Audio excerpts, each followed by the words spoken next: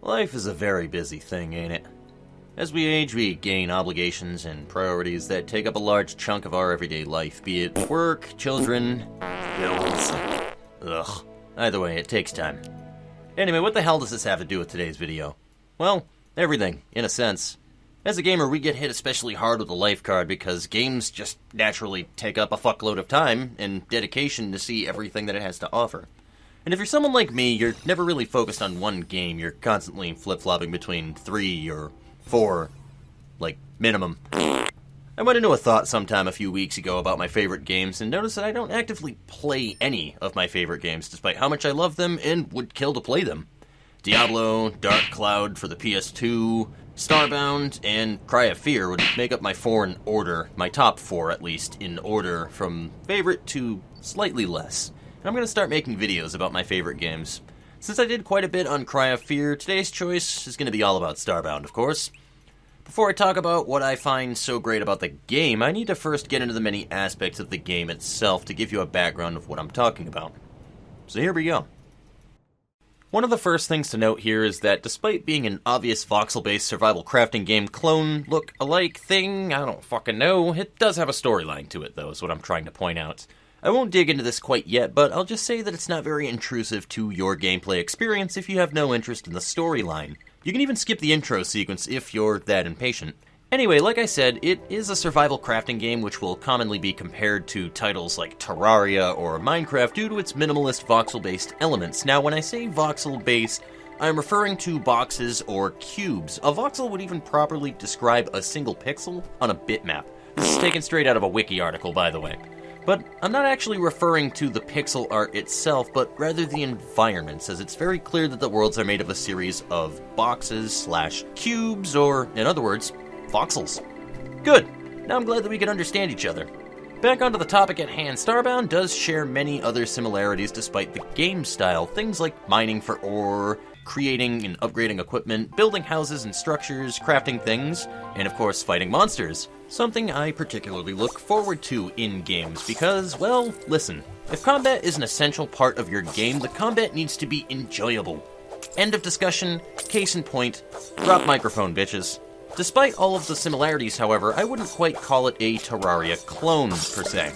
I find this way of describing games as silly anyway, since games come in a variety of genres, based off of their similarities and qualities. And this being said, let's move over to an important aspect and selling point of Starbound, the world itself. So in every sandbox game that I've ever played, it seems that your character is either tied to the world that you created, or it wasn't and you needed to create additional worlds that you can pop in and out of with your characters like Terraria. Well, for Starbound, you can throw all that bullshit out the window, because Starbound is obviously a space game. And it emphasizes its space travel elements and attempts to create a universe as vast as our very own. My point that I'm trying to make is that the game creates many worlds, in the form of solar systems, and these solar systems are very similar to how it works in real life, as in each star has a series of planets, moons, and some exceptions like asteroid fields that orbit the star. And each of these stars is assigned a type, like radioactive, frozen, or gentle, which generally gives the player an idea of how dangerous the solar system is. And you can travel to every single star that you see, by the way. Every twinkle in the sky, you can go there. Yes, Chucklefish basically made a better No Man's Sky, years before it was even fucking made. Every one of these planets is procedurally generated as well. The biome, the mini-biomes, the creatures, their attacks, dungeons that spawn, friendly villages and settlements that spawn. Even the smaller aspects, like blocks, trees, the size of the planet, which actually affects how long it takes to loop the planet, by the way. Its weather planets, hell, even the gravity of the planet changes. Some of these things are affected by the type of star that they orbit, of course, but fundamentally, it's all procedurally generated, which means that there's always something new that you can find, even if the planet is perfectly identical to another one. I'm not saying that this is a substitute for game content or anything, but it is pretty neat how after spending 200 plus hours on this game, I can still be caught off guard when visiting a planet and getting hit right in my ass by a giant ice meteor that I didn't even know fucking existed 5 minutes ago. But, you know, that was a pleasant experience. Anyway, the point of the matter here is that the game is virtually limitless to explore, and you can easily bookmark planets you like and revisit them later, or set down teleports, or even visit the same planets with another character and speed through your progression, if you like, because it saves the condition of the world for all of your characters, which is very important, especially for online mode as well. If you host a server, and again, if you're the host, it will use your universe as the server. This makes it very easy to show other people your swag, as well as, again, boosting the progression of those people that you want to by connecting with them. That being said, let's talk about the progression and the gameplay of Starbound next. So, once again, we're going over the gameplay on a mechanical level. The storyline, the aesthetics, the game feels, they're all going to be in its own separate part immediately after this one. So, having taken that one off of my chest, I regret to inform you that Starbound's progression system isn't exactly unique or different. Essentially, you dig down, you find ore, you turn that ore into equipment, you become stronger through that equipment, and then you take on the next tier of difficulty. There are, of course, other nuances to the game besides just that, but this is essentially all of it. Some of the game's content will be locked behind some side quests and a small amount of the main storyline. However, for the most part, these pieces of content aren't exactly necessary for progression. This means that you don't need to go batshit crazy doing fucking fetch side quests to access your game. Chores aren't fun, ladies and gentlemen, and Chucklefish knows that. The other nuance behind planetary progression is through a system of what are called EPP upgrades. Remember when I said that star types affect the difficulty of the planets in the system? Well, there's a tiering system in this Environmental Protection Pack, which is what EPP stands for, and it's exactly what it sounds like. If you don't want to dissolve into a puddle from a mass amounts of gamma radiation from a radioactive star, you just need a better EPP for it. Turns out you can't just go walking along the surface of a molten planet without proper protection. Who fucking knew? These EPPs require a special recipe, of course, which really only requires the right crafting bench to create it. I don't even know why I said it was a special recipe. I'm just not reading the script properly. So, as you progress, it's not all about equipment, it's about making the right tools to make newer shit, essentially. Beyond this, the combat is actually pretty neato in this game as well, which is good, seeing how a lot of your time will be based around finding certain types of NPC villages and dungeons that are specific to a particular race of people in the Starbound universe. They aren't too difficult to find, as certain biomes have a better chance of spawning them, but sometimes it is a tango against the RNG gods. I'll get into this one again during the storyline segment. But back to the combat, there are a number of weapons in Starbound. Your character has two hands when it comes to gear, which can add a lot of flexibility to weapon setups. The gear is tiered, of course, which affects general damage, as well as two-handed weapons, having a skill that you can activate with the right click. Some of these are hella useful, as things like a field that will regenerate your health, for example, or just blocking is one of the many different things that you can do right there, two of them, rather. These weapons all can have an element on them as well that apply debuffs or do a certain type of damage which affects enemies all differently. And there are a metric ass ton of different weapons that you can get in Starbound. So many of them, in fact, that the admin commands include many generation commands for different weapon types. Your character has a number of stats based off of this equipment, and as the game progresses, you can choose how you wish to modify these stats, allowing you to coordinate classes to some extent between you and your friends. Which, for example, if you wanted, you could have a high amount of HP and a defense value taking the front line while your buddy behind you has gear that boosts his energy and his regen speed so that he can focus on guns and ranged attacks. There are even a various amount of stabs in the game that give you various skills for magic users, and the interface is pretty intuitive for this. The control key lets you scroll your view further off screen, allowing you to snipe further off to the right, but blinding your backside in the process. The best system of all to me is how, like in Terraria, you have a full accessibility to cosmetics as well. If you don't like your armor, well, just hide that shit with cosmetics. There's a mod somewhere to add invisible cosmetics as well to each area of your body, which I really like, just so that I can show my hair without having to wear a tiara or a flower or something, but, you know, you can always use it to run around in your birthday suit as well if that's something that you're interested in. Anyway, yeah. Let's move on to the next segment. By the way, this game is rife with mods as well. I just wanted to point that one out, so. Anyway, on to the story part. I think I've gone over gameplay as much as possible without going really into the story, so let's get into what I find to be a very strong aspect of Starbound. The reason for this isn't because the plot of the game is stellar, or anything like that. It's just due to the fact, yeah, I know, bad pun. It's due to the fact that the story does a good job at presenting itself as being a relevant part of the game without forcing itself down the player's throat. And you can choose to play the entire game without giving a flying fuck about its lore, its characters, or its universe. And trust me, I think I know a thing or two about not giving fucks. So to start, let's go over the opening cutscene and give you an understanding of the plot. The game opens up with you waking up on Earth. That's really it. Your character is about to attend their graduation ceremony into an organization called the Protectors, who are basically a group of various races across the universe that come together to, well, protect the universe and shit. Everything goes wrong during the ceremony, and the planet is under attack by swarms of hentai creatures, and you are told to grab the matter manipulator and run to safety. This sequence teaches you the general basics of the game before throwing you into your ship to experience the rest of the game.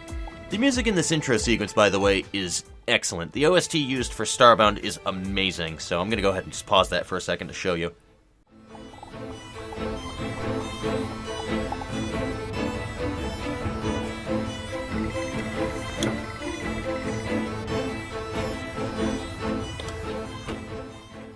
The part that follows this is ultimately just exploring the planet that your character has been thrown onto.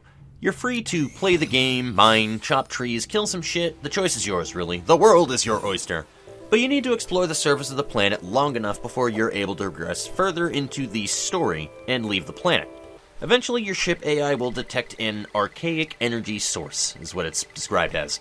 Continue further into this direction, and you will find the source, which is an ancient gateway with a stranger trying to connect you, and all this shit. All this crazy shit that don't make sense. And this will lead you to find 20 core fragments, which can either be found by digging down towards the core of the planet, literally, or in a mineshaft that is spawned on your starting planet. Or you do what I do if you don't have time for that shit and just spawn 20 core fragments to speed up recording time. This leads you to the hub of the game, where you claim all of your quests and buy and sell various commerce things and stuff. And then there's this guy that you can equip techs when you do a certain side quest. And there's this lady that sells you teleporter stuff. And then there's this other lady right here that just excitedly hops when you walk up to the Terramart booth. And she's, dear God, she is so fucking cute. And probably my favorite character in the game. Nah, I'm just kidding. That goes to Noru without a doubt. Can you tell that I like the Florins? They're plant people, they like to stab things, and it is just glorious. Anyway, you meet Esther Bright when you go far enough to the right, a retired Grand Protector that tells you the story of the Cultivator, which is kind of like Space Jesus, essentially. Kind of reminds me of the Traveler from Destiny. But anyway, it protected the universe a long time ago or some shit from something called the Ruin, and the Cultivator seared it away, and to no one's surprise, locking the ruin up in a vault wasn't a permanent solution. So now it's your fucking job to go out and find 6 stones that the Cultivator gave out to 6 races across the universe and finish his crappy job. This paints the picture for the rest of the game, really. However, in order to get off of the planet you are on, which is a necessity to progress the story, because, well, you need to complete your first instance quest, every other main story quest beyond this point is really just a fetch quest tied to exploration. It's not awful, but it's understandable if you don't like it. I completely get it. Basically, you need to scan specific items that are themed after a certain race in the game and then return to Esther. Then she'll give you coordinates for completing a certain instance for that race. And really, the best way to do this is just to find an NPC settlement to the race that you're seeking, which usually spawn in a certain biome with a heightened chance. It'll tell you where to go. Each of these instances, by the way, teach you a little bit about the lifestyle and the lore of each race, which I think is particularly neat. The Florin Hunt, for example. It's a really good summary of the tribal lifestyle of the Florins. It's a pretty cool instance that throws you into something called the Giant Hunt, or the Great Hunt, or something. I'll put it on screen, but basically it's a battle royale between all of the Florins, quite literally, where you have to beat anyone that is in your path to be able to claim victory in this hunt and kill a giant beast at the end that you hunt with the character Noru, who is the designated Florin NPC of the game. And it's pretty cool, just in each one of these they have their own little separate thing that is themed around the race. And further lore can be found in codexes of these instances and in these settlements as well for the same races, just for little extra tidbits of information. This basically allows you to be as in tune with the story as you choose, and I personally think that the world building in Starbound is done particularly well. You have a universe with its own history and lore, but I've never once felt like I was just visiting this game world. You are actively a part of this universe, and that's very important for the immersion of a sandbox game, of all things. There's plenty of room for roleplay as well, considering that there are just so many things to do. I watched this game get built from the ground up many years ago until now, and I watched as each major update added a little more content and balance to the gameplay.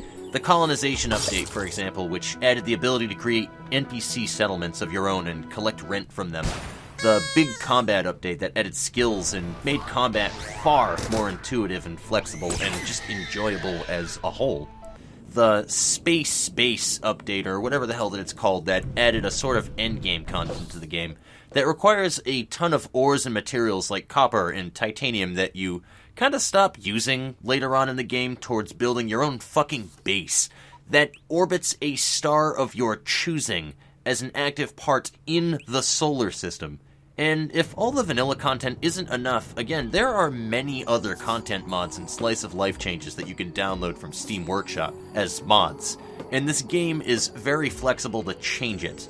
Though some of them will require you to restart your universe from scratch because it affects world generation, but ultimately the game is very easy to work with mods. It is designed intentionally that way. So, to really summarize everything, folks, this game just makes me feel really good playing it. Truly, as cheesy as that may sound, at the end of the day, the games that you return to are always the ones that left a real impact by making you feel something. Games that made you feel like you were actively a part of it in some way, shape, or form. Escapism is a very important thing in the monotony of life. At least it is to me. I think everybody needs some form of escape. And to me, this is what video gaming is about, really. In books, you can imagine a universe and drift away to it if you really get into it, but only in the video gaming medium do you actively become a part of these universes. You make the choices, you fight the big badass bosses, and goddammit, you become the Deus Ex of this universe. And you know what? It's you that did it, not some heroic character that an author wrote about that becomes stronger until he completes his quest. The protagonist is you. And this game very much gives me a nostalgic video game feeling that I just simply have not gotten to or can really compare to for anything that I've felt in recent years. And then going back to the world building aspect of it, it's just very interesting how there's all of the lore behind, and just thought in general behind all of the races in the game, from the oppressed and constantly being watched Apex, the apes race in this, where there's the coalition of people that are the resistance against Big Ape, that it's kind of like a dystopian futuristic thing, almost like a cyberpunk theme behind the Apex in this game. There's the regular old humans that are kind of just the typical Murica Fry from fucking Futurama. Or how about the Hylotl, the fish people that live underwater that basically are they're basically future Japanese people, essentially, is what they are. They're kind of like high maintenance and stuff and a little prissy. It's just all of the different characters have different things about them. I mean, it's silly ultimately, but there's real thought and character put behind it. I mean, they literally have robots in this game called the Glitch because they all suffer from a glitch that stops them from being as super intelligent as they could be, to the point where they're reverted back to a state in time that is similar to medieval ages. Like, they all act like they're from the Middle Ages, which is so goofy and asinine, but you can't help but smile and love it the whole entire time with the charm behind it. Anyway, thank you all for joining me on this long-ass rant, and I hope that you enjoyed it, assuming that you even got this far into it. So I'm going to shut my mouth now and go do something else. Until next time, ladies and gentlemen, peace and chicken grease.